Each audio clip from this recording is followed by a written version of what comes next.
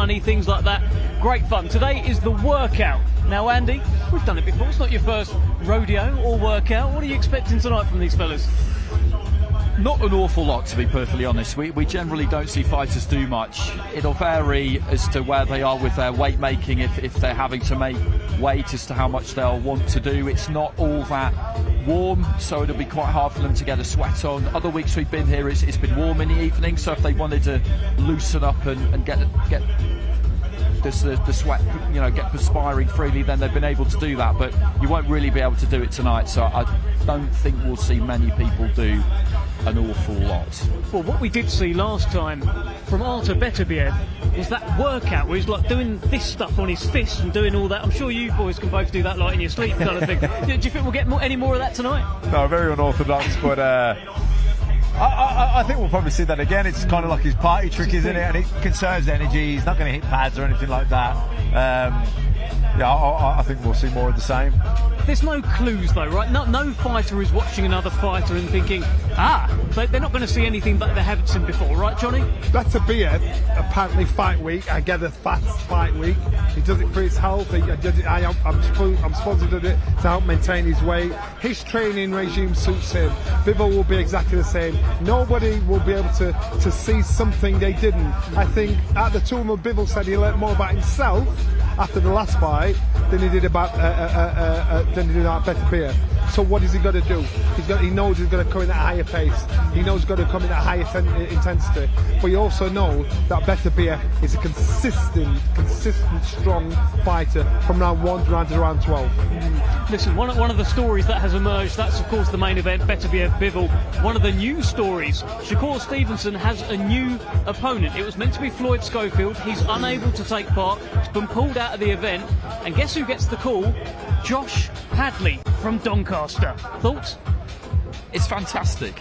It's absolutely fantastic. And we're biased, of course, because he's a UK fighter and you want to see UK fighters get opportunities. But we talk endlessly about how you need to stay ready, stay in the gym, never stray too far away from your weight, because you never quite know what opportunity might come your way.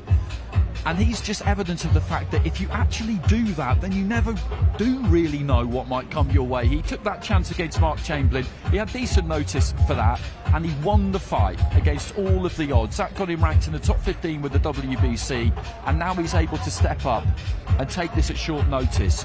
At 135 pounds, we believe. He would have checked weighed with the British Boxing Board of Control today before he flew out. He'd have needed to be within 3%, or they're not always completely strict about it, but he would have needed to have been close.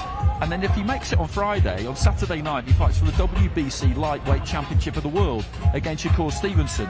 It's mind-blowing, but just a great story. Yeah, I can't imagine what his last kind of 24 hours has been like. It's quite incredible, Matt. We were just talking about it off air. I mean, this will be right up there in terms of upsets in the history of maybe sport, if he's able to pull this off and beat a 3-time world champion in Shakur. Yeah, I mean, I was saying to you, everyone knows that Buster Douglas, Mike Tyson, what an upset that was, but Buster Douglas was an Olympic gold medalist. He was a top contender in the heavyweight division. Okay, Mike Tyson's hype was all-time high, but he was one of the top guys. Josh Hadley comes from nowhere to upset Mark Chamberlain, and now he's going to fight one of the best pound-for-pound fighters in the world in Shakur Stevenson. It's just unbelievable. It'll be a rocky story, Johnny. So it's what we love, though, right? Now this fight card's got a bit of everything. It was already unbelievable, but now we've actually got the opportunity to see perhaps the greatest upset of all time. I think the lesson learned for fighters across the world is always stay gym fit. Boxing is your living. That's what you do. Unfortunately, a lot of fighters today, what they do is they'll fight, they'll disappear, go on holiday for a few weeks, then they'll come back, they'll train to get the weight down, and then they'll train for a fight, where you should actually stay in the gym.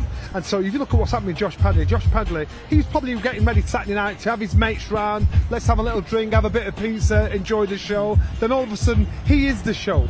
And opportunity does not knock very often. It knocked for him because he's ready. And so that's how, and I'm quite sure he's got life-changing money for this fight. Money that he's probably never getting in a lifetime. So never write things off, because sometimes when you've got a standing opponent, they're a nightmare because your expectations drop. You think, oh man, so it's hard for you to stay up there. And I'm quite sure Matt and everybody else can pick fighters that have stepped in last minute notice and beat the favourite. That's how it rolls. Listen, that is how it rolls. We're talking about opportunity knocking. Opportunity, of course, has knocked for Joe Parker. When Daniel Dubois was, he's the world champion, when people were talking about his next opponent, everyone, it felt like, was saying it has to be Parker. Why? Why is he so deserving, Andy? Well, you just look at the run that he's been on. We saw him against Simon Keane on the very first show, Fury and Ngannou. He took care of business there, and then he put his hand up to box weeks later, basically, against Deontay Wilder.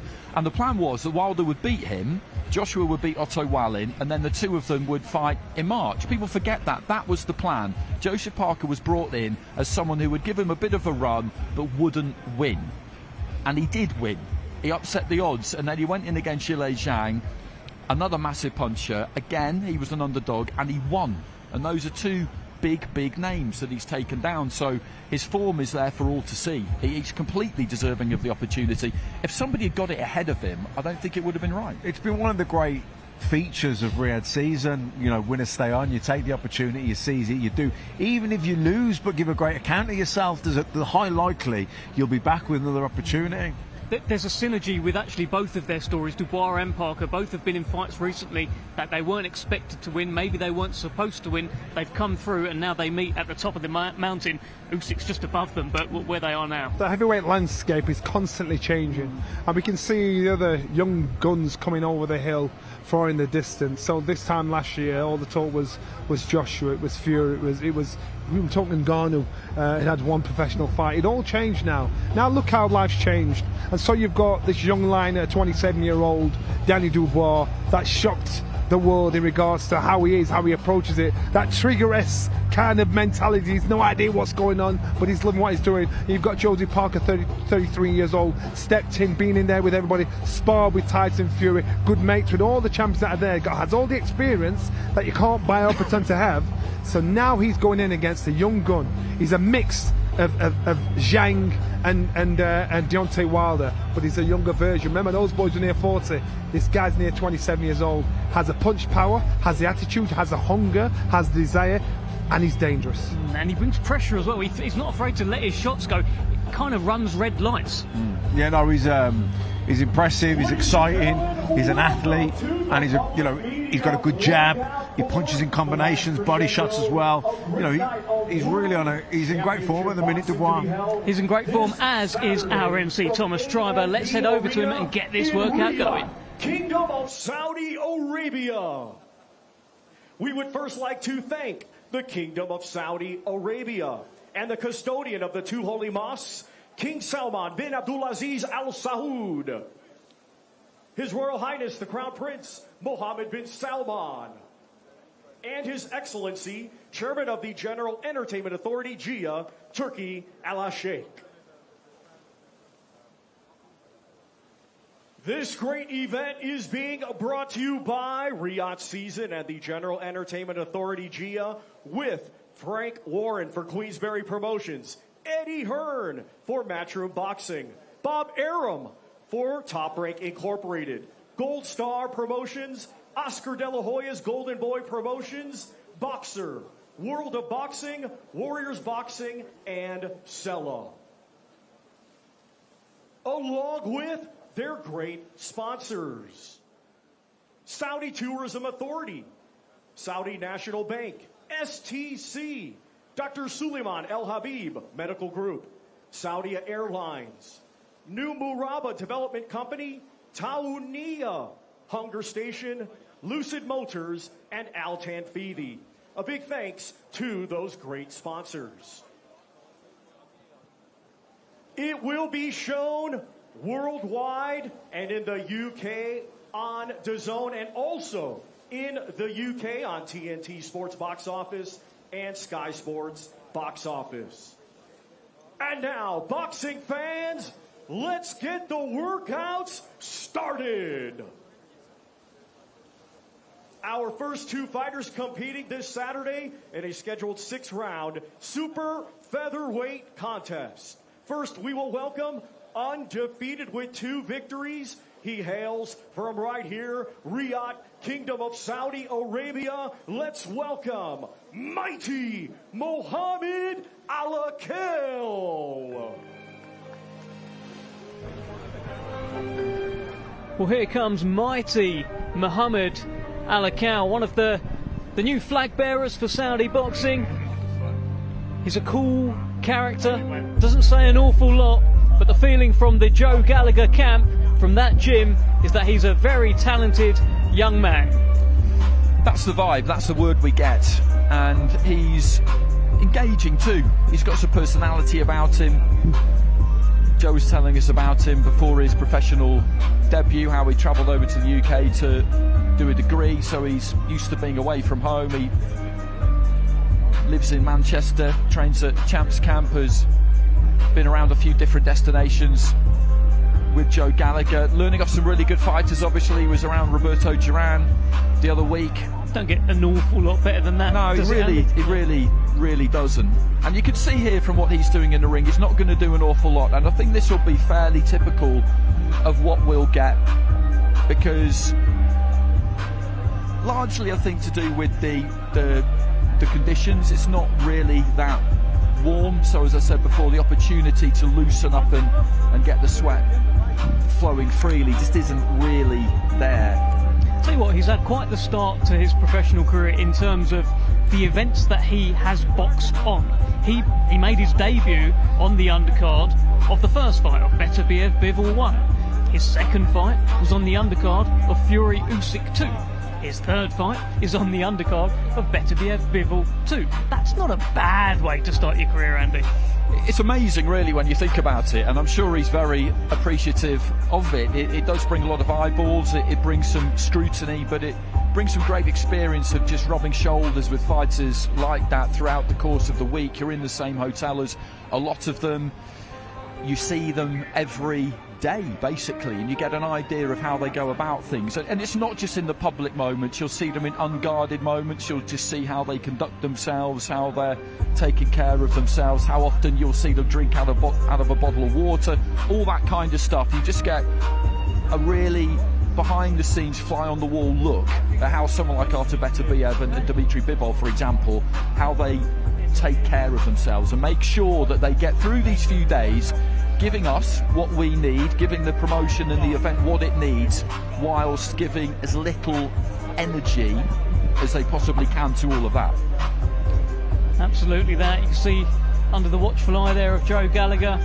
Of course, all of boxing is behind him in his current fight. Very sad news that came out recently, but good to see Joe out here. Seems in good spirits and always backing his man, like he does, like for so many over the years. Backs his trainer, whoever he's training, whoever he's managing.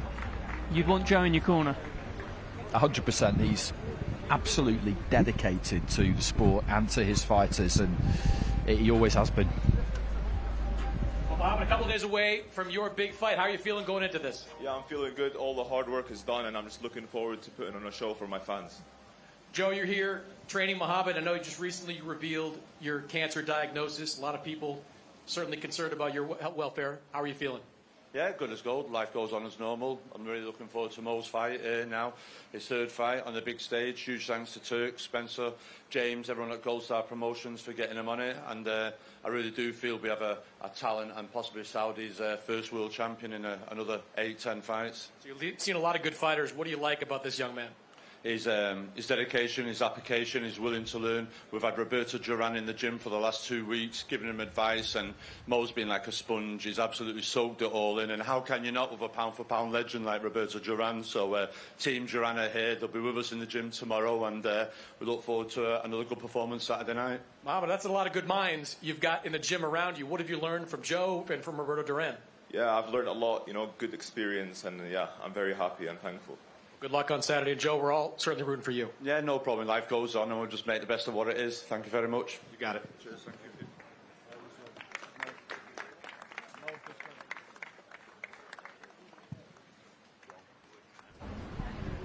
Yeah, great to see Joe Gallagher there in the corner, backing his man, as he has with so many, and not just men, women as well, of course. Natasha Jonas in the corner, in the camp. And he's a calm dude, Mohammed Alakel. Looks like he's got a wise old head on those young shoulders, just 20 years old. Fight number 3 for him on Saturday night, part of this star-studded, incredible show, The Last Crescendo. And now let's welcome to the ring a native of Chinandega, Nicaragua, and now fighting out of Bratislava, Slovakia. He is a veteran of 53 professional bouts. Let's welcome Engel El Cohete Gomez. Well, here comes Engel El Cohete Gomez, and look at the surroundings. We're at the fountain here in Boulevard City in Riyadh. Incredible. And Engel Gomez, he's feeling himself. He's making his way to the ring on that purple carpet. And Johnny Nelson, it's been nothing but good vibes tonight, and Engel Gomez is thoroughly enjoying himself. He has enjoyed himself, and again, everybody's going to come on this stage to try and make an impression. I think today what we're going to see from almost all fighters, including Gomez, they'll do as little as possible, just do their obligations in regards to getting out to do a public workout, little stretch. All the hard work's being done in the middle of the night down at the Tyson gym. So right now, this is probably the last chance we get to see them in the ring until Saturday night. So you won't really read much from what we see today. Well, with Engel Gomez in particular, because he's very much an away fighter, I wonder, Andy, if he's ever done a public workout before in his life. That's a good point, actually. He may well not have, because he won't have been part of a week like this where you're required to turn up probably last Saturday, because they were all doing an event on Sunday night and then everything gets underway in earnest on the Monday. So he's not going to have any kind of nerves, I wouldn't have thought, and he'll just enjoy this and take it for what it is, as something that may not happen to him again. But if he boxes well, then you just don't know, do you? You don't know. He gets the call regularly from the UK for big shows, for decent fighters, because we know what he brings. Yeah. He's capable. He's a capable guy. Very much so. He's taken on a bit of a who's who of young British prospects, making their way through Billy Boom Boom Adams, Ruston Barney Smith, how well he's doing at the moment, Jermaine Jluayo, who is Derek Chisora's nephew. So Engel Gomez, very much a man who gets the call. Probably wasn't expecting to see his name up in lights like this, though. This is quite incredible for young Engel. Unbelievable, and you know, he's lapping it up. He's in the ring there. He's doing his shadow boxing, which, you know, I don't feel like that's majorly a part of preparation, but I think him just soaking up the atmosphere and really enjoying himself. Great to see. Yeah, I feel like this is something that Riyadh season has brought to the table, really. It's not something you see often in the UK, where the away fighters, especially quite far down the card, will be treated with so much kind of, lavished with these kind of big lights, bright lights, interviews. I think Chris Mannix is about to interview him as well. This doesn't normally happen. Let's hear from Engel Gomez. Engel, welcome to Riyadh. Big opportunity for you here on this fight card. How are you feeling going into this fight? Bienvenidos a Riyadh. Es una muy grande oportunidad para usted. ¿Cómo te siento antes de la... Pues bueno, estoy agradecido por la promotora que me dio la oportunidad de estar aquí, y mientras tanto venimos preparados para hacerlo mejor, dar una buena combate. It's good to be here. He's been training hard, he's ready for this, and he's looking forward to the fight on Saturday. You were undefeated through your first 8 fights, have not been able to get a win since. How anxious are you to get that win on your resume? Los primeros combates usted ganó muchos los primeros y después no ha ganado muchas peleas. Ahora, ¿cómo te siento para ganar un más grande combate? Pues bueno, en este momento me he dado la oportunidad de entrenar bien para venir a dar un buen espectáculo acá y que gane el mejor. He wants to be the best. He's been training hard to get a big opportunity and show his best. Good luck, Engel. Thank you.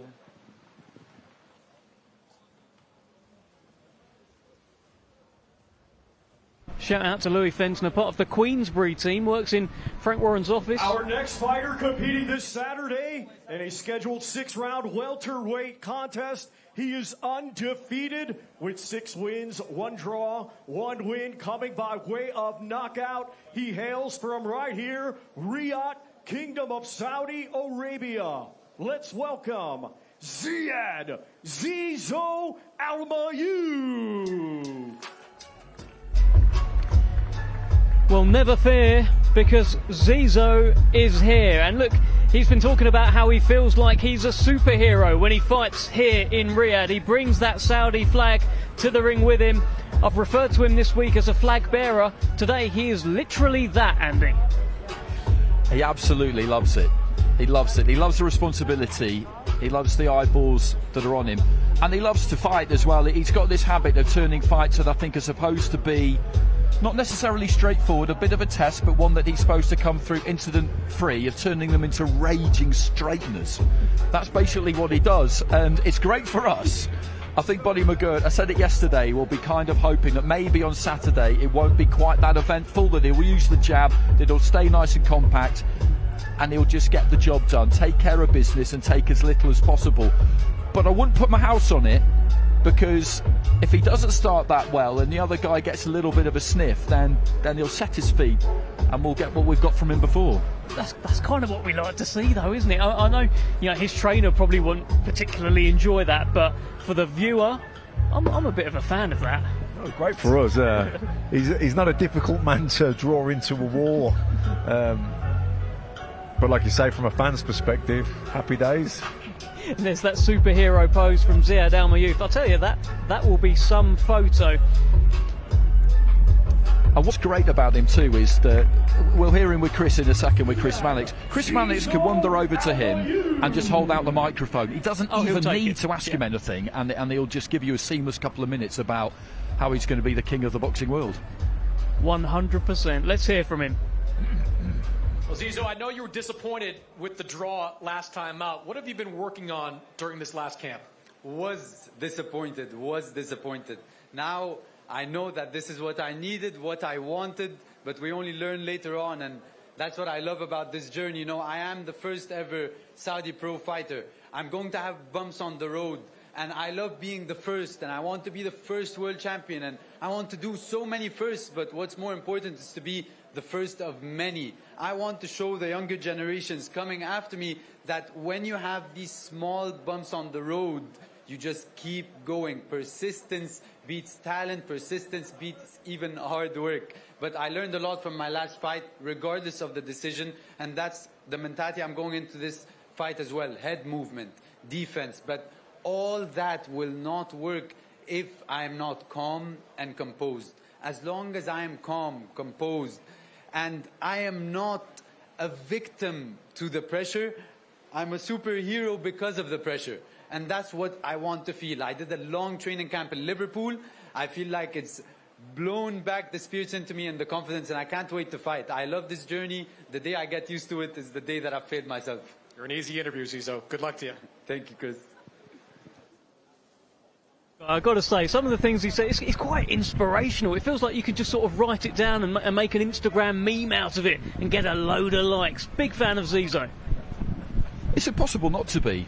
His story's really interesting too. Our next two fighters competing this Saturday in a scheduled 12-round contest. It will be for the WBO Interim Light Heavyweight Championship of the World. Let's first welcome the challenger from Liverpool, England. He brings a professional record consisting of 30 wins, 2 defeats, 22 of those 30 wins coming by way of knockout. He is the former Ring Magazine champion and former WBA super middleweight champion of the world, Callum Smith.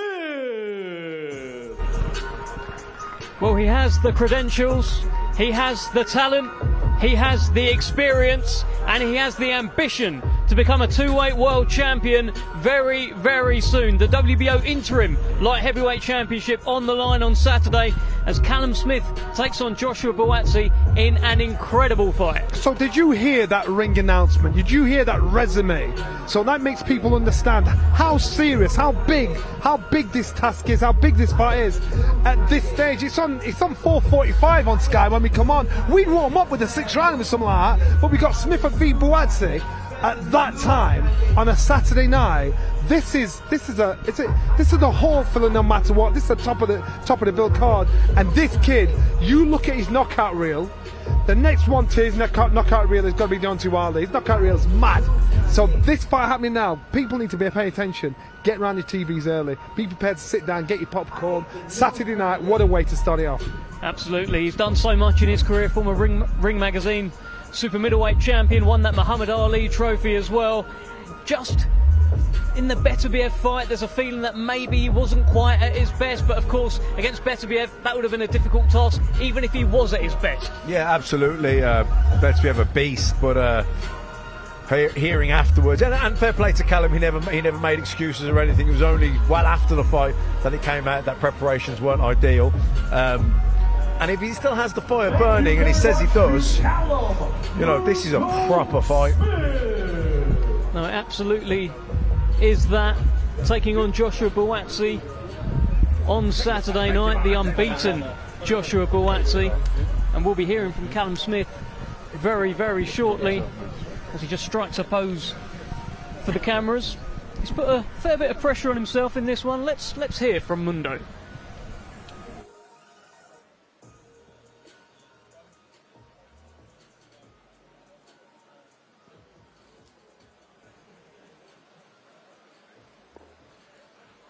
Well, Callum, just days away from your return to the ring against Joshua Buatsi.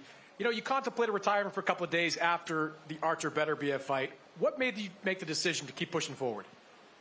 I just realised I hadn't fully achieved what I believe I'm capable of, and there was rumours this fight was going to happen, and it was the fight that motivated me. I always said it was a motivational thing. If there was something that made me want to get back in the gym and made me want to make the sacrifices, then I'll do it. And this fight was offered, and it's a fight I like, and it gives me a great opportunity to get back to where I want to be. What made, you said you learned a lot from that fight against Artur Beterbiev. What are some of the things you took away from it that you think make you a better fighter? It just highlights areas what you need to improve, and you know, losing definitely does that more so than winning. It's easy to paper over cracks when you're still winning and think you're doing everything correct, whereas losing, say, magnifies those areas, and if you don't go away and work on those, then it's, you know, it's pointless being in this sport. You've always got to evolve as a fighter and always got to aim to improve, and you know, I'm a bit of a perfectionist, so I'm constantly always trying to improve and better my game, and hopefully we'll see some of those improvements this weekend. Good luck, Callum. Thank you very much. Well, great to hear from Callum Smith. Delighted to be joined by an unbeaten light heavyweight, Mr. Ezra the Cannon Taylor. How are you? I'm good. It's sucking in the atmosphere as always, but I'm good to be here, man. Make sure you take it in. We're going to get your thoughts on Joshua Buatsi and the Callum Smith fight very shortly. Let's head back to Thomas Tribe. Undefeated at 19 wins, 13 of his 19 wins coming by way of knockout. He is the reigning and defending WBO interim light heavyweight champion of the world, Joshua Buatsi. Well, this is a bit of a tune to come out to, Andy. He's got me moving. Ezra, I can see the head's bopping along a little bit as well. He is just business. Olympic bronze medalist Joshua Buatsi. And Ezra, let me get your thoughts. You know, this is your division. It's a brilliant fight. I think it starts the show on Saturday, which points to how incredible this show is. But what are your thoughts on Callum Smith Buatsi? I think it's a great fight, man. I think it's a bit of a 60-40 fight, the 60 being to Buatsi. And I say that based on the momentum he's had. I think he's been a bit more active. Callum Smith, I think he's coming to the end of his saga, no disrespect intended, and I feel like Buatsi's just got a bit more to win. I think it's a points win as well. Have you moved about with either of the guys? You know what, I haven't. I was meant to with Buatsi. I actually reached out to him when he was in the amateurs to go spar with him. Buatsi's nice guy, respectful as well, but never got around to it. But you know, hey, you never know where paths go and how they collide, you know what I'm saying? You just never know. And just for those who aren't, if you don't know, you should know. 10-0 now, unbeaten in your career, Ezra. How's things going your end? It's going very well. I got a fight on the 10th of March. Then I got a homecoming 10th of May. Big up Leewood. I'll be co-main event. I've got a few eyes on who I want to fight for the titles and etc. But you know, right now I'm just going at my own pace.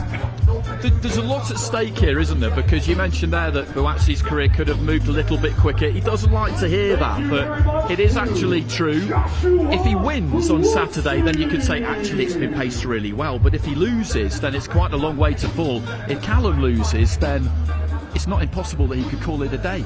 100%, 100%. I feel like it's one of those ones where it's make or break for both of them.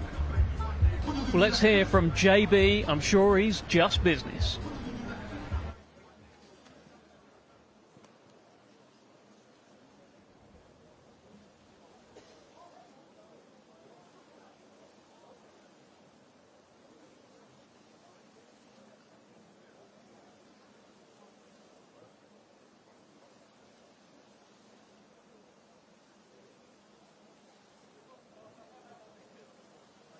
Well, Joshua, you're a pretty even-keeled guy, but do you start to get a little more excited as we get closer and closer to the fight? It is. I think every fighter feels the same way. Yeah, man, we're a few days away. Had an open workout here, but you've been working with Vergil Hunter as part of your training regimen. What has he brought to your game? A lot, man. As always, we can always stand up here and say so much, but it's better to demonstrate. So Saturday's a good opportunity. You had to make a sacrifice to go to the U.S. to train with Vergil. Why was it important to you to make that sacrifice? It's important. It pays off in here. The time away alone, it builds me. So when I get in the ring, I know I've paid the price. We've seen Callum in with some great fighters over the years, Canelo Alvarez, Artur Beterbiev. Can you learn anything from those fights about what it's going to take to beat him? I'm myself and my own fighter, so when I show up on Saturday, then you have something to talk about. Good luck, Joshua. Thank you. Well, that is Joshua Buatsi. It is another one of these fighters that's taken himself out of the UK, based himself abroad, and really taken himself away from his home comforts. We're seeing Hamzah Sheeraz is also on this show, another fighter that has done that. Sometimes these fighters enjoy getting comfortable being uncomfortable. One of those things, Andy. Absolutely. He seems a bit tetchy this week, Buatsi, and I like it. Saturday in a scheduled 12-round contest, and it will be for the vacant WBC Interim Heavyweight Championship of the World. We will first welcome from Bochum, Germany, undefeated with 25 wins, 17 of those 25 wins coming by way of knockout. He is the undefeated former two-time EBU European champion and the #1 ranked contender by the WBC. Here is Agit Kabayel. Well, here's a two-time former European heavyweight champion, and he has all the intention in the world to become a full world heavyweight champion. Agit Kabayel makes his way to the ring. He is gloved up, which suggests we may get more than just a wave and a bow to the cameras. Looks like we may actually get something from Agit. Well, the fighters were most likely to see something from the heavyweights, obviously, because they don't have to make any weight. They probably trained already today, but given that they've shown up for this, then they might fancy doing a little bit, and it looks like he will. He's another fighter who has just gleefully ripped up scripts every time he's shown up, because first off, he was in with Arslan Makhmudov, and there was a real vibe about him. There was a lot of chat about him, this big glowering monster from Canada who was going to just put people to sleep, and he beat him pretty comprehensively. And then he was in with Frank Sanchez, totally different kind of challenge, who had top 5 rankings, I think, with all 4 sanctioning bodies. Cuban fighter who no one wanted to fight, basically after he ran rings around F.A. Jagba on the undercard of Fury Wilder 3, and he beat him and he stopped him. So again, you know, you talk about winner stays on and being here on merit, and he's another one, isn't he? He definitely is that. There's a feeling that if Daniel Dubois against Joe Parker is #2 versus #3 in the world, Kabayel against Zhang is #4 versus #5. It's the best heavyweights in the world outside of Alexander Usyk, and you've got to take Tyson Fury out because he's now retired. It's a great show, and this is a brilliant fight. Yeah, look, if you look at Fury, Joshua, Usyk, they're at the end now. I mean, Fury's announced at the time, but even Usyk and Joshua, they're on their last legs, I would imagine. And you look at the guys coming behind them, Daniel Dubois, this guy is certainly among them, one of the top heavyweights on a real roll. Zhang dangerous, but I make this guy the favourite. It's a fantastic fight. Ezra, just before we let you go, let me get your kind of Beterbiev Bivol. What are you thinking for this one, for the main event on Saturday? I feel like Beterbiev is going to do it again, man. I feel like once you have that confidence, you can do it over 12 rounds at that pace. Personally, I just feel like it's going to be improvement from that performance. I want Bivol to win. I'm a Bivol fan, but also I'm a Beterbiev fan, and I'm a very realistic person at that as well. And I feel like he's just going to have it in the bag. Good to see you, Ezra. Best of luck in your next fight. Thank you so much for joining us. Thank you. Ezra the Cannon Taylor. Agit Kabayel. Chris Mannix just makes his way over to him. Let's hear from him. Gloves taken off. The guys up there were saying that, you know, you've been pretty much one of the most underrated heavyweights over the last few years. Do you think in your last couple of fights, you're finally getting a chance to show people what you can do? Yes, of course. You know, the people say this, I know, but Saturday, another big test wait for me. I'm ready. We will see on Saturday, you know. It is a big test, no question about that. A very big man in Zhilei Zhang. You've beaten big guys before, but what's it going to take to beat this man on Saturday? We'll see, you know, I give not prediction. You know, he's a great opponent. He fight with a big name in his career. I respect him not. But Saturday, Chinese power fight with the Kurdish power. Last time we saw you in the ring with a 6'6" fighter, you knocked out Makhmudov. Do you think you could knock out Zhilei Zhang? Inshallah. We will see on Saturday. Good luck, Agit. Thank you. I like that. Chinese power versus Kurdish power on Saturday night. And he doesn't like giving predictions. He doesn't like trash talk. He's a very nice man, is Agit Kabayel. He is, but he knows exactly what he can do. And I remember talking to Fraser Clark about him. He'd been in camp with him before his last fight, and he said that he's the best combination puncher he's come up against as a heavyweight. He's busy. He lets plenty of punches go. He's got good rotation, good mechanics. He knows what he's about. USA, by way of Shenzhou, China, a 2008 Olympic silver medalist, now with a professional record consisting of 27 wins, 2 defeats, 1 draw, 22 of those 27 wins coming by way of knockout. He is the former WBO interim world champion and the #2 ranked contender by the WBC. Here is Zhilei Big Bang Zhang. Kabayel, I'm ready. Saturday, I bang you. Not even. Absolutely fantastic. He's got his own entrance music. He is dancing. He is moving. Zhilei Zhang is kind of becoming everyone's favourite heavyweight. He's great. And you look at some of the numbers that he does on social media, by the way. Not just his knockout clips, his messages to the camera in broken English. I'm not sure he knows what he's being told to say. I'm not sure he understands it, but he delivers it with so much gusto, you can't help but like it. He's great because he's an intelligent guy, he's a smart guy, and he's very knowingly embracing this role of comedy pantomime villain almost. And there's something really entertaining about that in what is a very serious business. Boxing, when you think about what they're doing in there, particularly heavyweight, and the sacrifices and the hardship and all of that, it's far too serious to be too serious all of the time. You need people like him who just bring a bit of levity, a bit of light to fight week, because he's always up for a laugh. You started a lot of this, but he was willing to engage, wasn't he? Yeah. Not everybody is, and he was willing to engage. He's fun. Listen, I was pleasantly surprised. The first time I met him was around the Joe Joyce fights. It was the first one. He came over. We had a chat via translator. I thought, I wonder if he'd like to say this. And he loved to say it. He's great. He's a great character. He's great fun. But he's also a very dangerous man, Matt. Very dangerous. Huge fighter, big puncher, southpaw, very patient because he knows he can afford to be patient because he's got an equaliser. But I think Kabayel's busyness, activity might be a bit too much for Zhang at this stage. Well, that's always the feeling around Zhilei Zhang, is that he may get tired. He does get tired in fights. He got a bit tired against Joe Parker, and perhaps with a bit more activity, he'd have won that fight. He's going to have his work cut out on Saturday night against Agit Kabayel, who will go in there and set a pace. Let's hear from the Big Bang. Just a few days away, by the way, still the best theme song of anyone walking out here. How are you feeling going into this fight? 这还是最好听的主题歌之一啊！你今天感觉怎么样？哎，我发现，然后给我创作了好多我的主题曲，我很喜欢。Whoever created these songs, I love you.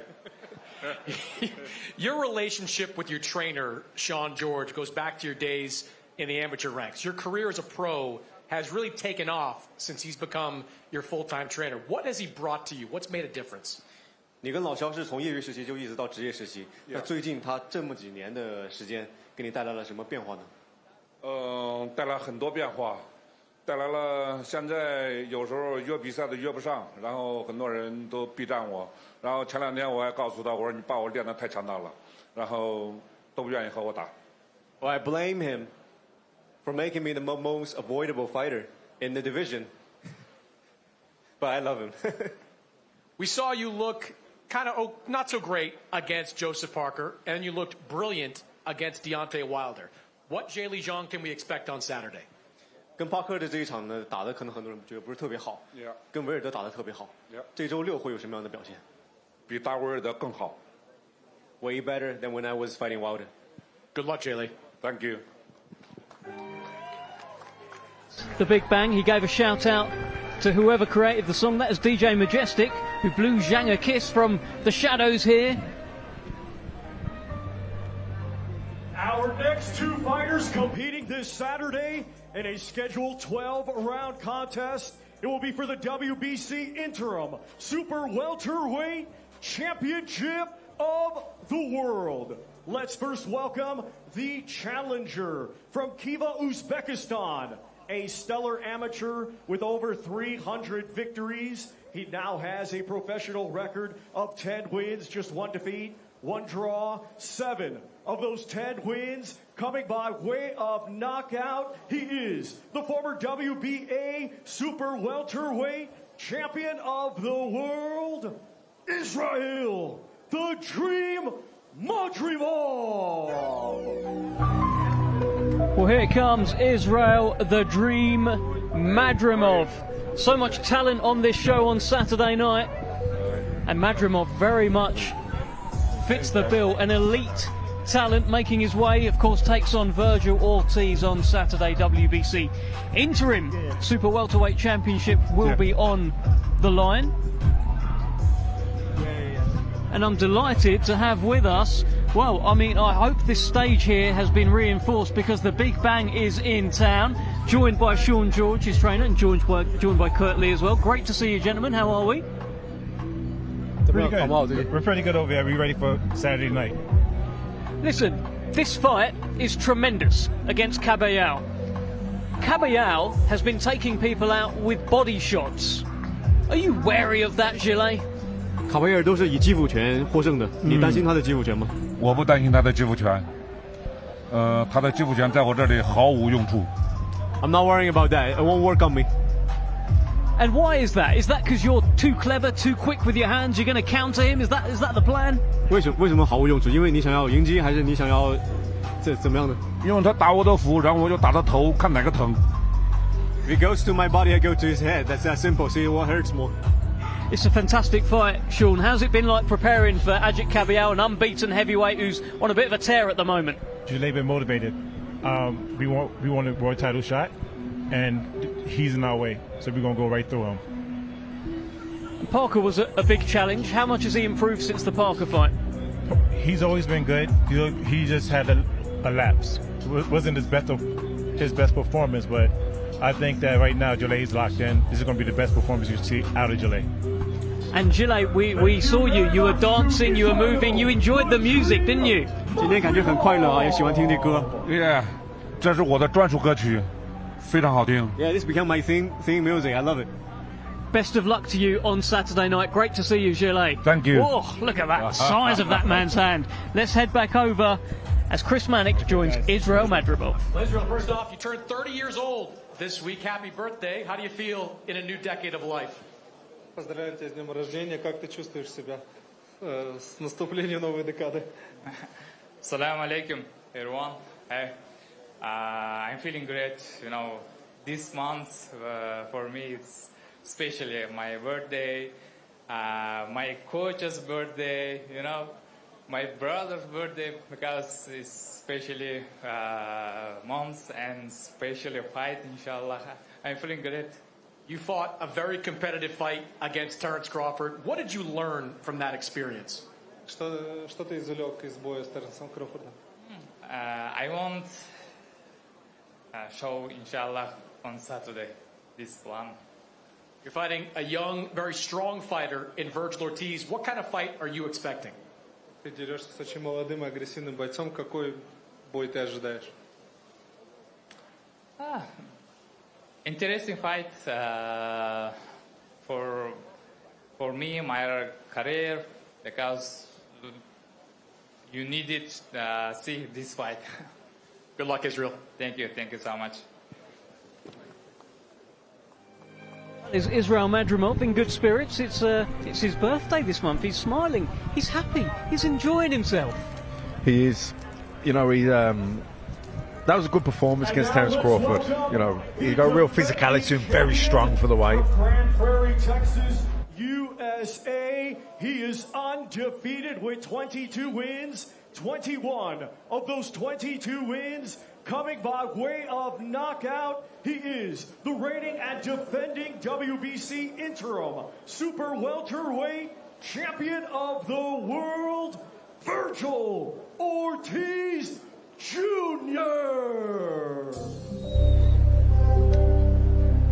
This is one of the two fights I think go the distance. Two main fights that go the distance. This and top of the bill. I think it's got skill, style, class written all over it, which is you'll see. This is pure action. I see Bernard Hopkins walking in. What about who's who in boxing? What a night! Well, that's what happens here in Riyadh as we get closer and closer to fight night. The stars just start coming out, and of course Bernard Hopkins, part of Golden Boy, and Vergil Ortiz is one of Golden Boy's real Golden Boys right now. It's a terrific fight on Saturday. It is, and he really needs this, I think, Ortiz, as well, because that was a good win against Zhilei Zhang. He touched down a couple of times, but he won the fight. It was clear enough to me watching it that he won what was a very good fight. We said yesterday he needed that seasoning at super welter after a couple of first round blowouts, because he is a very, very good fighter. And what happened to him around the weight making at welterweight, the problems that he had, and the subsequent diagnosis of rhabdomyolysis, which is a condition that I'd never heard of before, but that basically causes a breakdown of the muscles. It's mentally, that must be a difficult thing to get over, because it's easy for us to think, okay, well, you just move up in weight and it'll all be fine. But when something like that happens to you as an athlete, it would mess with your head. It really would. And also, the opponents, they start getting bigger. You can't just go up in weight. The fellas up there are going to be bigger. Let's hear from Vergil Ortiz. Well, Vergil, I know you've been waiting a long time for this opportunity to fight here in Riyadh. How are you feeling a couple of days out? I'm very excited, man. I'm very motivated, and I'm ready to go, man. I'm ready to fight, you know. Now, there are a lot of new rules being out here. It's not the same as in the U.S., including that midweek weight check. How are you feeling physically going into this fight? I feel great. You know, it ain't nothing but chicken wing, you know. So it's cool. You know, with Sergey Boachuk, you knew it was going to be a toe-to-toe fight from the very beginning. We've seen Madrimov fight a couple of different styles in some of his recent fights. What kind of fight are you expecting? I'm expecting a chess match, but you know, exciting at the same time. You know, it's not going to be boring. It's going to be a fun one for the fans. What do you think is the key to beating him? Just being myself. Good luck, Vergil. Thank you. I like the sound of that. An exciting chess match, Matt. Yeah, look, Madrimov is physical, he's strong, but he's clever too, good boxer. So I think he will try and put it on Ortiz, though, because I don't know if he outboxes Ortiz. I think at some point Madrimov will really have to try and take the fight to Ortiz. I'll tell you what, I was thinking about this earlier. You got Vergil Ortiz, you got Artur Beterbiev, and you got Daniel Dubois. These are some of the heaviest hands in world boxing. Ortiz only been the distance once in his last fight. Beterbiev only been the distance once in his last fight. Daniel Dubois, all but one of his wins has come by knockout. It's that kind of card. It's that kind of card. There's some serious firepower on display. Let's head back over to Thomas Schreiber. Middleweight championship of the world. let's first welcome the challenger from Ilford, Essex, England. He is undefeated with 21 wins, 17 of those 21 wins coming by way of knockout.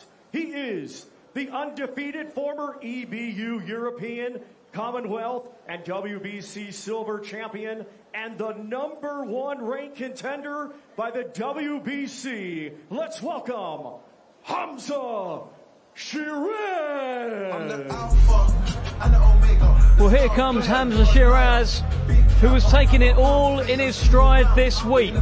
This is the biggest moment of his career on Saturday night. He is on a streak of 15 consecutive knockouts. He can't seem to put a foot wrong at the moment, and if he gets it right on Saturday, he will be the new WBC World Middleweight Champion. I've bragged and I've boasted and shouted a lot about this young man, and I think he'll end up being a 3-weight world champion. The sight of him to say the middleweight, he'll go to super middle, he'll go to light heavy. He has absolute talent seeping out of his pores, and he's probably 25-40% of himself. And let's not forget, he was down at super welterweight as well. It's unbelievable how he managed to even reach that on the scales. 6'4", Hamzah Sheeraz. Frank Warren has referred to him as a modern-day Thomas Hearns. Yeah, and here we go. Yeah, definitely Tommy Hearns. But if you go to the middleweight division in more recent times, Kelly Pavlik, not dissimilar, certainly in frame. And he's done everything that's been asked of him so far. He had that one kind of blip against Bradley Skeet, a controversial ending to that fight. People asked plenty of questions after that, but as you say, the move up in weight seems crazy now that he was ever at 154 pounds. And I'm not sure he's going to be at 160 that long, to be honest with you, but long enough to win a world title if he can do it on Saturday. He is absolutely huge, 25 years old. And he wants to become the WBC World Middleweight Champion. There hasn't been too many of those from the UK. I think Nigel Benn was the last one. Let's hear from Hamzah Sheeraz. You've been asking for this opportunity for a few fights now. You finally get it. How are you feeling as we get a little bit closer? Yeah, alhamdulillah, I'm feeling great, ready to go. Just soaking it all in. Damas is an experienced guy in multiple weight classes. What's going to be the key for you to beating him? Just staying disciplined, listening to Ricky, like I said, doing what I do and just enjoying it as well. Not sure if you caught what he said yesterday, but he said the plan on Saturday is to decapitate you. Your thoughts? Good luck to it. Good luck to it. Good luck to you, Hamzah. Cheers, thank you. Good to hear from Hamzah Sheeraz. Not giving an awful lot away, going through the motions a bit, but it's a big one on Saturday. A lot of these fighters conserving their energy. And now let's welcome the defending world champion from Elias Piña en la República Dominicana. He has a professional record of 24 wins, just 1 defeat. 18 of those 24 wins coming by way of knockout. He is the reigning and defending WBC middleweight champion of the world, Carlos El Caballo Bronco Adames. Well, here comes Carlos Adames to the scenes of the fountain here in Boulevard City. He's carried himself with a certain meanness this week. I don't know if his comments are getting lost in translation, but what he has said are some very, very bad intentions for Hamzah Sheeraz. I don't think they have been getting lost in translation. When he came in to talk to Sky on Monday, he was very disparaging about Sheeraz's opponents. And he basically has dismissed him, verbally at least, as an overhyped UK prospect, essentially. He said last night, didn't he, that he's going to be my next victim. I'm going to decapitate him. Yeah. You know, he's not playing. He's not playing. And I understand why, because he'll look at Hamzah and feel like, okay, you're a Riyadh season ambassador. I get it. You know, what everybody wants here is for you to win and take my title. You know, you've got something that you want, but guess what? I've got something I want to give you. And that's the way he's going into this, 100%, and I love it. I love the energy coming off him. I think this could be a hell of a fight between these two. Yeah, I think so as well. Stylistically, it feels like it's just going to gel. Carlos Adames, a very physical fighter. He can be very rough and tough in there. And Andy, as you said, I mean, the script is all about Hamzah Sheeraz and this being a crowning moment for a Riyadh season ambassador. And this man here, Carlos Adamez, on your screens, has probably read that script. He just don't care. He's here to defend his title and leave with it. He's got his own script. And it's interesting what he said about Hamzah Sheeraz and about the level of the opposition. Now, Sheeraz has been brought along lovely, you know, maybe a little bit too lovely, you know. And if there's something that could be, maybe he hasn't picked up certain seasoning, but that's because of, you know, his ability as well. So, yeah. We've boxed a couple of southpaws recently, of course, Hamzah Sheeraz, and been sparring and training for southpaws. Of course, Tyler Denny last time out. Before that, it was Austin Ammo Williams, and this is another southpaw test on Saturday. He switches, though. He does switch. Oh, he can move about. Let's switch over to Chris Mannix.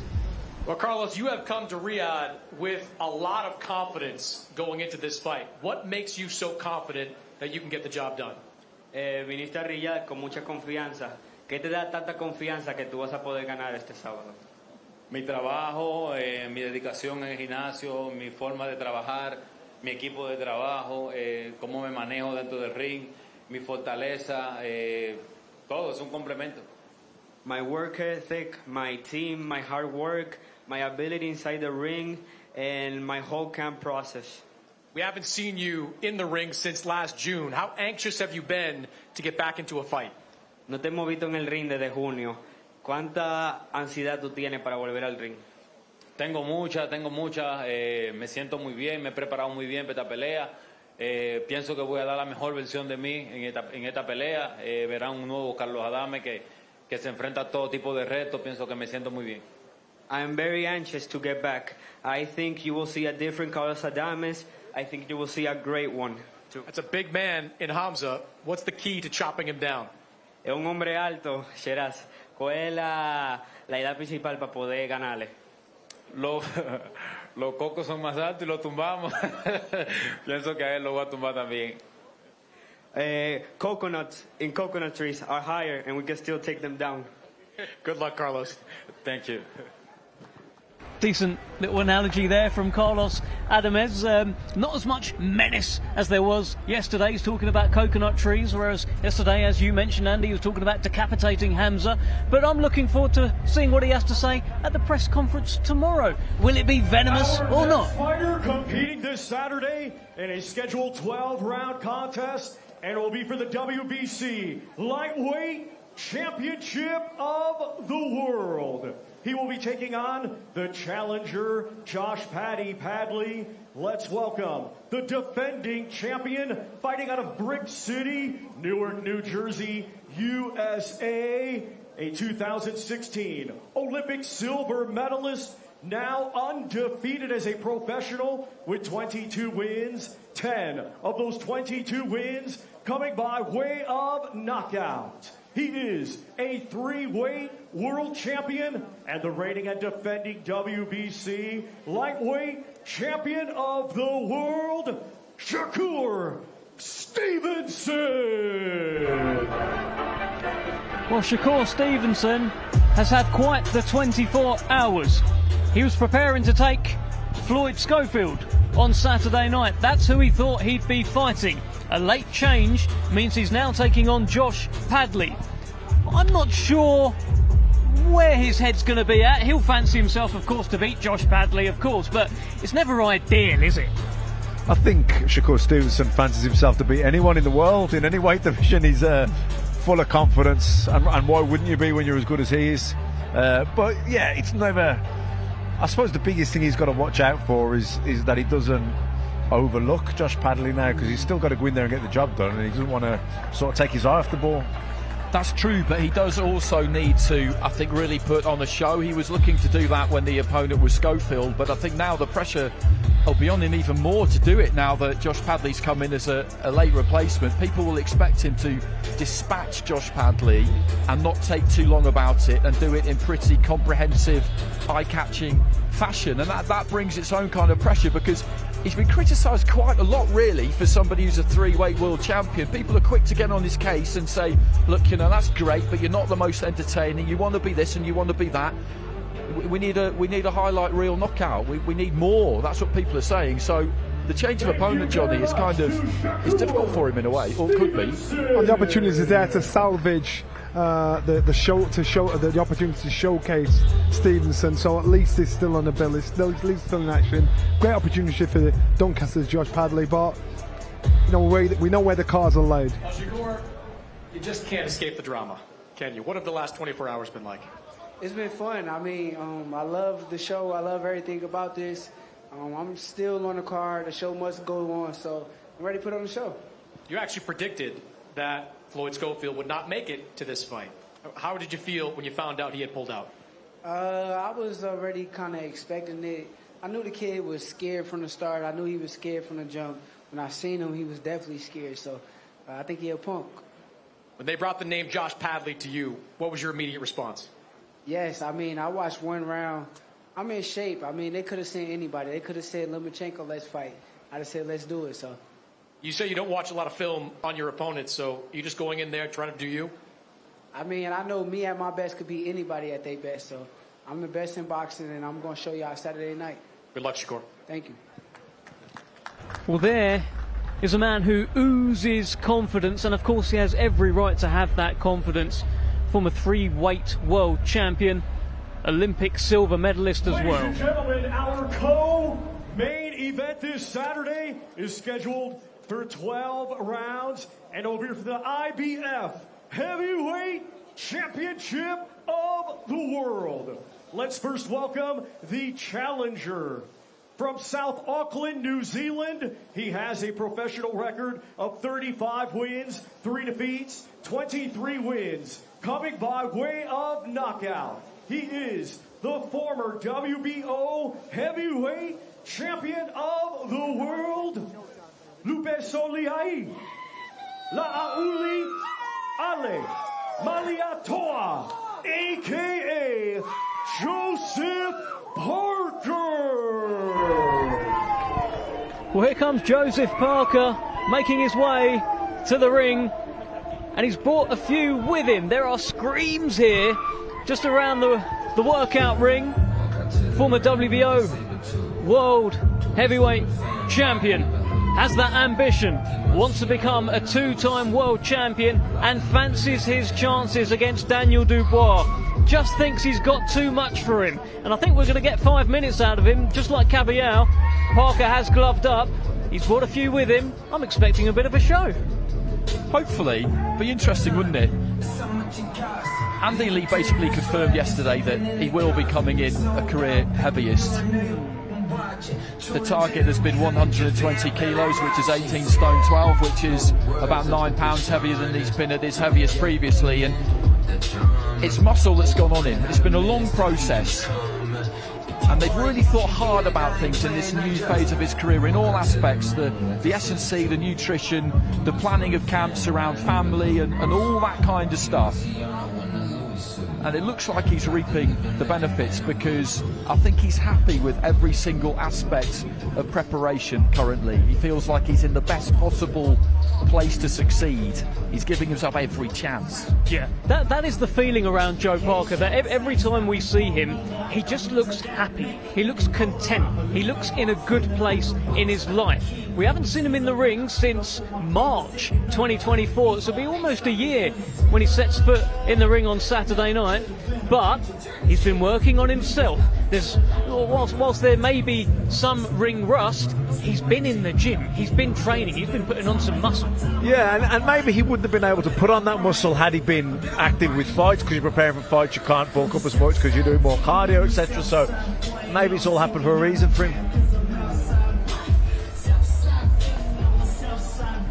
You feel like as a heavyweight he's always had the basic minerals for it, because he's from that Samoan heritage, and physically he has their kind of traditional attributes. You know, he's kind of big boned. Yeah. There's that natural musculature there. And big legs, big backside, and that's really good for a heavyweight because that's where the real power comes from. Not just to throw a shot, but to hold one. And I think the extra weight, I think it is twofold because he's got to hurt Dubois if he's going to win this fight. He has to, because Dubois will just keep coming like the Terminator. And if you don't do something serious to stop him, that's what'll happen. That you know, it's a small place, that ring. Yeah. He's going to have to pick his moments, but he's got to hurt him. But he you know, he's going to get hit too.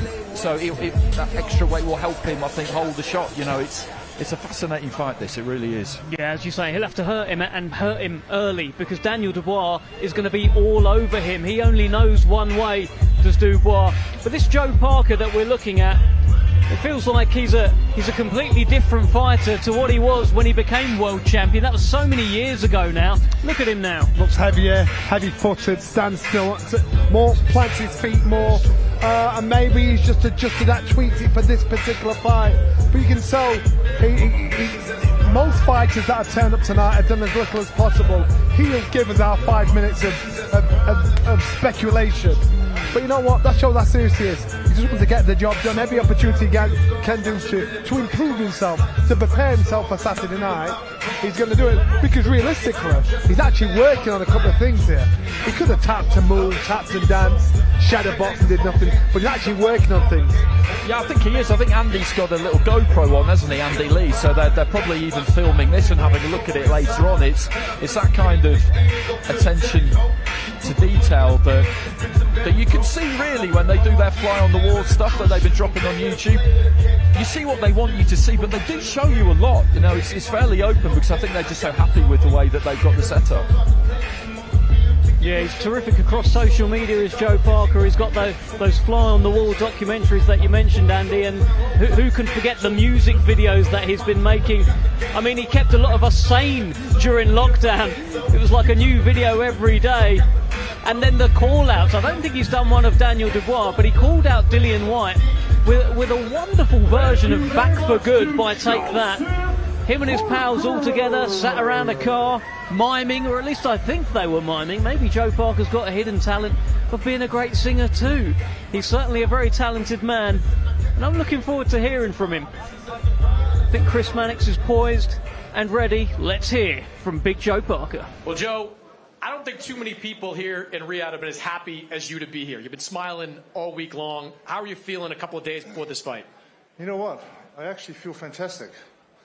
I've done all the work, and I'm well prepared, and I just want to go in there and put on a great display. But I'm very happy, and I'm excited, but I'm saving it all for fight night. So you work in the pads there for a couple of minutes with Andy Lee. You've talked a lot about what he's meant for you in your career. What has he brought to you that's been different? It's taken me a while to understand what he's been trying to teach me, but it's come at the right time. The last few fights I've had, I've been able to show what we're working on, and I'm going to show it again on Saturday night. You've dealt with the power of Zhilei Zhang, of Deontay Wilder. How different do you think the power of Daniel Dubois is going to be? Listen, Daniel Dubois hits very hard.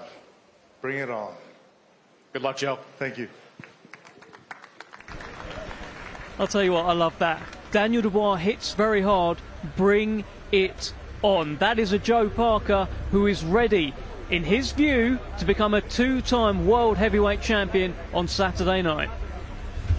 Absolutely, he's been doing this a long time. He knows the realities of it. It's heavyweight boxing. Dubois is a machine. He will keep coming forward, and there's no way that you're going to win a fight like this without wearing some leather. That's just what's going to happen, and you have to be up for the challenge. You don't want it to happen, but you have to be prepared for it happening. From Greenwich, London, England, his professional record, 22 wins, 2 defeats, 21 of his 22 wins coming by way of knockout. He is the hard-hitting, reigning, and defending IBF heavyweight champion of the world, Triple D, Daniel Dynamite Dubois. Yo, hear me now, rude boy and rude girl. Joseph Parker, you know, say you're in a world of trouble when you want to test the champion. Daniel, oh Daniel, Triple D, Dynamite Dubois. It's Daniel, oh it's Daniel, Triple D, the heavyweight champion of the world. Well, here comes Daniel Dynamite Dubois with his own customised music. I've been saying all week, this is a man who is getting more media savvy. He understands it, more commercially savvy. He's got his own ring tune now, Matt. And I love it, what a tune. Yeah.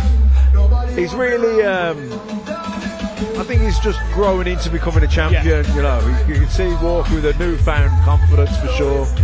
And that was an ear-to-ear smile from Daniel Dubois. I think he's been fairly relaxed this week, you know. There's a few things that he doesn't want to do. He doesn't particularly like doing those little social media games that all the broadcasters and promoters get them to do. It's not really his thing. He wasn't having any of that, was he? In our room anyway on Monday, he was having absolutely none of it. But that's fair enough. You know, it's not his bag. He doesn't want to engage with it. But that performance at Wembley was massive. It was huge. I thought he looked good all week, actually. People were looking for signs of nerves and tension. I didn't really feel like they were there. This is a guy who zones in and locks on naturally in a way that other people I don't think are really able to do. Now he's found that self-belief. He's a dangerous man. Well, delighted to be joined by Mr. Andy Lee, who has been plotting the demise of Daniel Dubois. How are you feeling? Not too long to go now. Well, you had a little look at Daniel Dubois there? Yeah. He's not going to do anything, is he? He's not training. I like the song though. The song's good. I really like the song. Yeah. Well, listen, he's grown in confidence. He's got his own song now. It feels like he's a completely different guy. But you guys are very confident. You get the job done on Saturday. We have to be confident. We believe in the work we're doing. It's an extremely hard fight. It's a 50-50 fight. It's a world heavyweight title, but we're in full of confidence. We're in great mood. And Daniel, just days away from defending that heavyweight title of yours, how are you feeling going into this fight?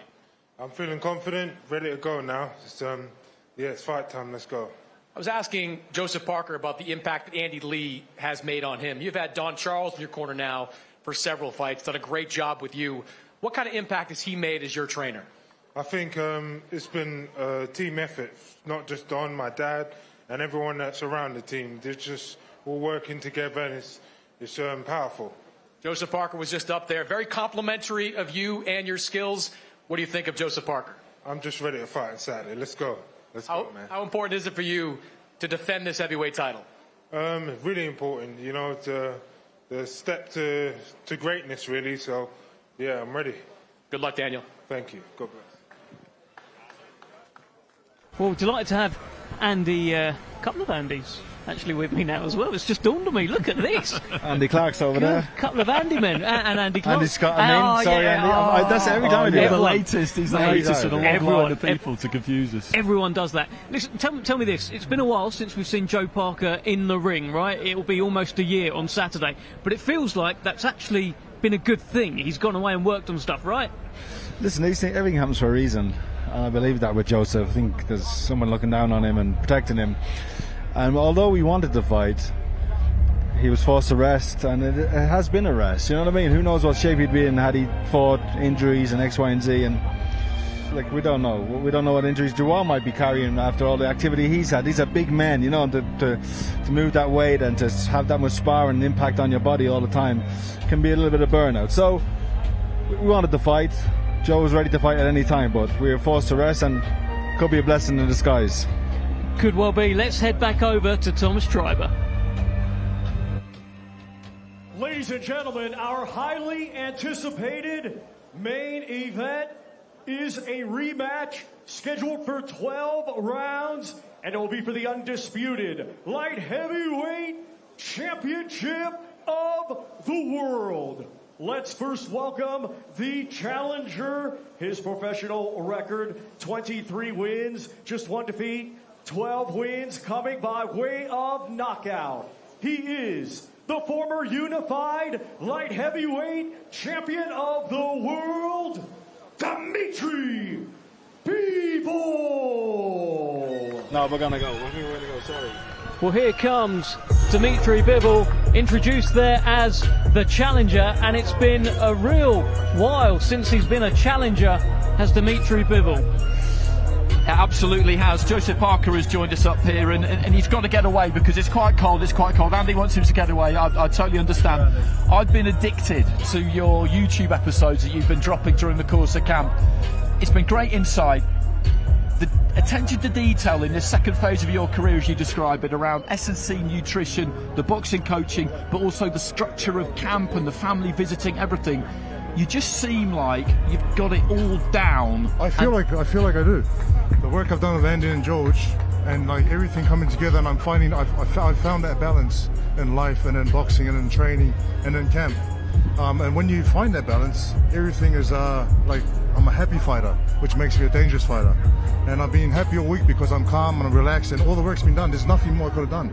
Like ticked all the boxes, done everything right, and now it's just time to put it all on display and go out there and give it my best. Bigger, stronger, knockout win on Saturday for Joe Parker. That's the plan. Bigger, faster, stronger, better looking. You look good. Best of luck to you, Joe. Thank you, Dave. Best of luck. Thank you. I rate that. I rate that. Listen, I think he has got better looking, by the way, Andy. The beard, he's got the beard game strong as well. A few more wrinkles than he used to have back in the day. Are you with me on this, Andy? No, 100%. He's got that kind of Leonidas Spartan thing going on, yes. Isn't he? Gerard Butler, you know what? That's a big compliment, isn't it? He's gone. He can hear it. That's a shame. But it's great watching these elite athletes at work and getting that inside the fly on the wall stuff that he's given us is great. We don't get exactly the same kind of thing from Bivol, but I have seen some. He's been training out in Turkey, and you see some of the things he's been doing. They're not reinventing the wheel, Dmitry Bivol and Artur Beterbiev, and nor somebody like Joseph Parker. One of the things that's always fascinated me about boxing is that, okay, S&C has developed, nutrition has developed, but Matt, when it comes to the basics of it, the kit that you find in the gym now is the kit that you found in the gym 100 years ago. The basics of boxing are the same, and they always will be the same. And as I said, these two at the top of the bill, they know that. It's about drilling, it's about repetition. Some people find that boring, other people love it. No, look, S&C is great in the sense that it makes you fitter, faster, stronger. But in terms of tactics and technique and things that work in boxing are the same things that always worked in boxing. Like you say, you can't reinvent the wheel. I'll tell you what, Dmitry Bivol looks very, very calm and relaxed. Gave us a little something there, showed us that Soviet style. Let's hear from him. Well, Dmitry, it's been a long time since you were introduced as a title challenger. How are you feeling going into this fight? It's something new again. Challenger, it's new, fresh feelings. I like it. You went 12 hard rounds with Artur Beterbiev a few months ago. What did you learn from that experience? I learned that I don't like to lose, and I want to win. You've said this week that the biggest adjustment you have to make is to throw more punches. Does that mean you'll be taking more chances in the ring? Yeah, of course. Not only more punches, more movements, more better speed, more heavier punches. Felt his power for 12 rounds. Does that make you more prepared for it the next time around? It's not about to prepare against the power. It's more about to make yourself better and to be ready for all situations in the ring. Do you think this fight will look a lot like the first fight, or are you expecting a very different one? I'm so excited, like all of boxing fans, how it will be. This is why it's so interesting, I think. Good luck, Dmitry. Thank you. I'll tell you what, it sounds like Dmitry Bivol shares our excitement about Saturday night. He's excited on behalf of boxing fans. And that's just great to hear, because this is the elite end of the sport, and you want these guys to have that attitude to it, and they both do. And now let's welcome the defending champion. He is a two-time Olympian, now undefeated as a professional with 21 wins. 20 of his 21 wins coming by way of knockout. He is the hard-hitting Ring Magazine champion and the reigning and defending undisputed light heavyweight champion of the world, Artur Beterbiev. Well, here comes the enigmatic, heavy-handed Chechen monster. The undisputed world light heavyweight champion, Artur Beterbiev, hasn't given much away this week in terms of his answers. Sometimes they're one word, sometimes they're two. His two favourite ones are "we'll see." I can't imagine Chris Mannix will get an awful lot out of him. in the interview, but where we do get so much out of him is when that first bell rings and it is non-stop pressure. Yeah, constantly exerting pressure on his opponents because he carries that power as well, the nervous energy, the tension, the concentration factor. You know, and I was so impressed with how Bivol actually coped with that. You know, but he did come on strong at the end, and I'd imagine in this fight he may even try that final push a little bit earlier. It was rounds 10, 11 and 12 in the first fight that he was really in the ascendancy, and it just felt like Bivol was flagging a little bit, and maybe those championship rounds won him the fight last time. I think they did. I think that's exactly what happened. He came on really, really strong towards the end, and he needed to. He needed to. His corner were telling him that he needed to. And at the end of the fight, they were unsure, as we all were, which way it was going to go. They maybe felt that he started to get to him or picked it up a little bit too late, but it's a really interesting measuring stick that for him, pacing that 12 rounds, because he's massively experienced, but he'd never done it. And when you always stop someone and the pressure has always got to them in the end, when you find yourself in there with somebody who is able to handle it better than anybody else has, how do you know when to really put your foot down? It's hard, isn't it? It's very hard, and you've got to get it right, because you don't want to go too soon and then run out. You know, have a good final push, but not get him, and then you've run out of gas, and all of a sudden then Bivol, you know, nicks it off you again. Well, he is now 40 years old, but a tremendously fit man, completely lives the life. And this is the quickest turnaround of fights that he has had in 10 years. Only 4 months separate Beterbiev Bivol 1 and Beterbiev Bivol 2. Will that be an advantage for Beterbiev? Will it be a disadvantage? What do you think, Andy? I think it's going to suit the pair of them absolutely fine, to be honest. I don't think that Beterbiev is still going to be feeling that first fight. It was really intense. It wasn't an absolute war, but very, very intense. Concentration levels had to be incredibly high. In terms of the physical nature of it, they both got themselves into incredible shape, and by the end of the 12 rounds they were pretty spent, but I think they'll have had a good amount of time to rest, recuperate and come again. And the oh wow, B-Hop, the execution of Bernard Hopkins, is just sidling in next to us, which is absolutely tremendous. Well, yes, we are watching a bit of a modern legend in Beterbiev in the ring. Delighted to have Bernard Hopkins, a real boxing legend, in our company. How are you, Bernard? I'm fine. How are everybody? Everybody sound good, look good? You I'm look excited, good, man. It's Saturday's blockbuster. Tell me about this main event. You've had a lot of joy in this weight division. This is a special fight. Look, this is a fight where Bivol wants to prove that he's still relevant and he's still the best at 175. Look, the light heavyweight division has always been a step to the cruiserweight, then some heavyweight, but this division is so, I guess, challenging to anybody fighting at 175, because you have a really exciting division that hasn't been like that since a long time. Holyfield, I can go back to Holyfield. I'm a Philadelphia guy. I can go back to Matthew Saad Muhammad, Marvin Johnson. The light heavyweight division has always been a sort of like the best kept secret division, with guys that either went to heavyweight or cruiserweight. But we were just talking about Beterbiev and how he's achieved longevity into his 40s. Nobody knows better than you how you go about doing that. Well, he has to be himself and use all the skills that he has. I mean, both guys are really good, seasoned, know what they want to do. It's who do it the best. This is the type of fight where both guys are good at what they do. Whoever made the less mistakes will win. Let's hear from Artur Beterbiev. Well, Artur, here we are again.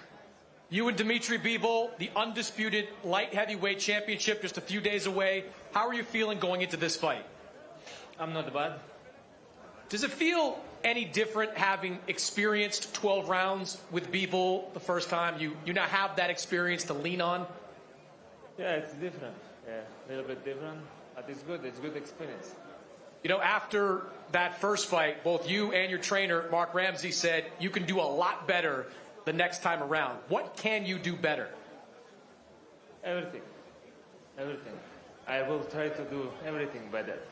Are you expecting a different version of Dmitry Bivol? Maybe we'll see. You got off to a little bit of a slow start in that fight. You've gotten off to slow starts at different times during your career. Is it important to you in this fight to get off to a faster start? You know, we'll see. Like, we never know how it's going. Good luck on Saturday, Artur. Thank you. I'll tell you what, I feel like he needs to get that catchphrase. We need to see T-shirts with "We'll see." That's his We'll thing. see. We'll see. We'll see. Bernard, what will we see? We better not see What do the you think? first slow start. Yeah. He cannot start slow on his second go around. Because I think that if he does start fast, I think that he can really finish the fight with a strong finish. It might come out with a decision, but it's going to be a close fight, and whoever sticks to the game plan and be sincere about it, we'll see and do, I think that's going to be the outcome of this fight. The nutrition going to play a part, but it's going to be more of a, I want it more than you. They know each other. They've been 12 rounds. I don't believe they're going to surprise each other. I believe one going to have to do a little bit more pressuring and also establishing his dominance early. This is an early mental fight that's going to turn into a physical and all-around slugfest. That's my opinion. It's an absolutely tremendous fight card. I mean, look at this, Bernard. We're bringing it up here on the screen. So much to look forward to on Saturday. And, of course, there's your man, Vergil Ortiz Jr. against Israil Madrimov. That's Another a tough fight. Yeah. Another tough fight. And again, I believe Vergil, based on his last 2 or 3 fights, has been evolving step by step by step. This is the fight that's going to test all those fights he had before this one, whether he's ready for the big dogs of the stamp of superstar in the sport that we're in. And it's very few superstars. There's a lot of good fighters, but very few superstars. And we need those superstars to make big fights. I'm curious on both of your thoughts, particularly on the Hamzah Sheeraz. You're both middleweights. You reigned for a long time. It's a great fight. Sheeraz against Adamez feels like a hard fight as well. Matt, where are you on it at the moment? Well, I think Adamez is, the more seasoned guy, isn't he? Sheeraz has been brought along nicely, looks really good, blown guys out of there. He hasn't had that fight, that real tester fight, but this, it's a world title fight. He's going to have to put it all together on the night because Adamez hasn't come here to give his title away easy. And I agree. I mean, neither on this card has a story. Everybody has a story. And they're going to want to display that come Saturday. And, one thing we hear as a promoter now, and promoters supposed to say, this is a great card, this is going to be a blockbuster. Every fight on this card has a potential for either person to win or lose. There's no wide favor. There are favoritism, but there's no favor that anybody that I've talked to from Philadelphia here in Saudi and Riyadh season this Saturday, they're excited. The fans are excited. And that's what everybody on the stage want. That's what we want in boxing. We haven't had this. I mean, when the last time you've been excited week after week after week or month after month after month, which is in this case, this is what boxing needs. This is what makes me happy as a Hall of Famer in the middleweight division, also in the junior lightweight division, light heavyweight division. But this is great, y'all. And I'm here to be part of this and here to be with y'all here on Riyadh season. And we're so happy to see you as well. Thank you. You sound excited. Bernard, you are excited. Matt, you sound excited tonight as well. Not just every fighter can win the fight that they're in on the card. Every fight on the card could steal the show and be fight of the night. And perhaps no one's more excited than Andy Clark. You've loved tonight, Andy. It's been great. It's been great because it's just great listening to someone like you because I grew up watching you and it's just this is what you get. These are the people you get at these occasions, and there'll be more arriving by the weekend as well. It's going to be quite